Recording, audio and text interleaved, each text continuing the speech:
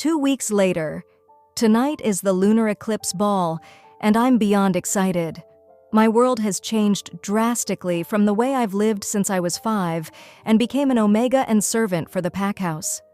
Riley and Harley have been taking care of my chores for the past 2 weeks so I can be presentable for the ball tonight. Luna Adeline has been by my side the whole time, and the alpha has left me alone. Every morning I was to be in Luna Adeline's room by 9 a.m. for dress fittings and measurements. After we would have brunch on her balcony or in front of her fireplace.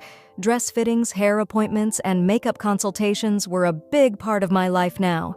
Those who did my hair and makeup wanted to have as much practice as possible to hide my bony shoulders with my hair and to hide the scars and constant bruises that refused to leave my face.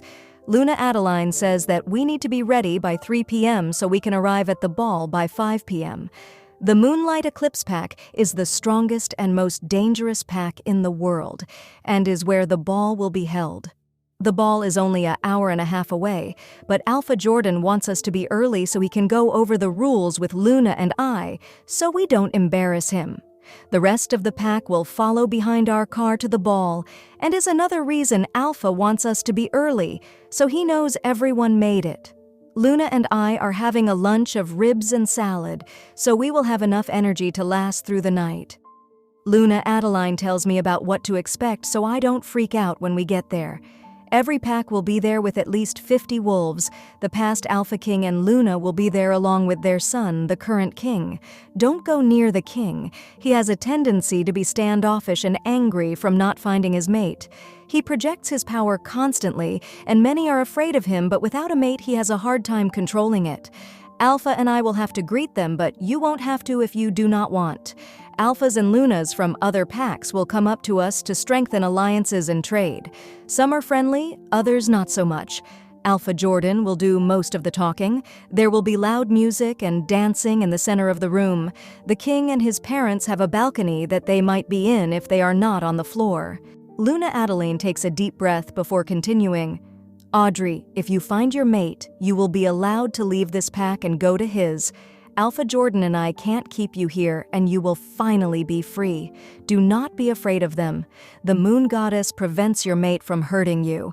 That's how the first king and queen met. The king was at war with a neighboring kingdom of werewolves. This was before we all united and split lands into packs, when he was met in battle by a female wolf who was taking down his soldiers on the front lines as soon as they came near her.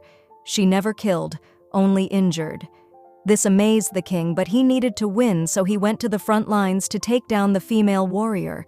They met in a confrontation, and they both lunged at each other for the kill, but they both just grazed each other.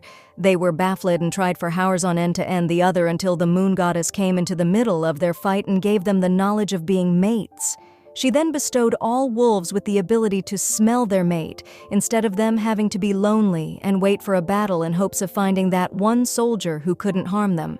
Once the moon goddess left the earth, the king found out the female warrior was the daughter of the king for the other kingdom. The two wolves ended the war and combined kingdoms and split land into packs and named alphas to take care of the land and those who live there. That's how it's been since. Luna Adeline took a sip of her tea and looked at me, waiting for my reaction and response. Told you mate would never hurt us. Shut up, Kenna. Things can happen. Kenna huffed in my head and went to the back of my mind. So what if my mate couldn't physically hurt me? Verbally he could. He could hire others to hurt me. There are still lots of options. I take a deep breath and put a blank face on. Thank you, Luna Adeline, for helping me prepare for what to expect.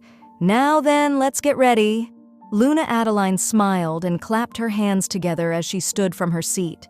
Lending me a hand, Luna pulled me out of my seat and pushed me to the vanity table I have become used to. The crew, as Luna likes to call them, walked in with boxes of makeup, hair products, and a few racks of dresses. One rack was for Luna that were made for her, and the other rack was for me. There was no more lounging around with Luna Adeline because it was now time to get ready. I quickly look at a clock and see. It reads 11:31. Great, that's a long freaking time to get ready.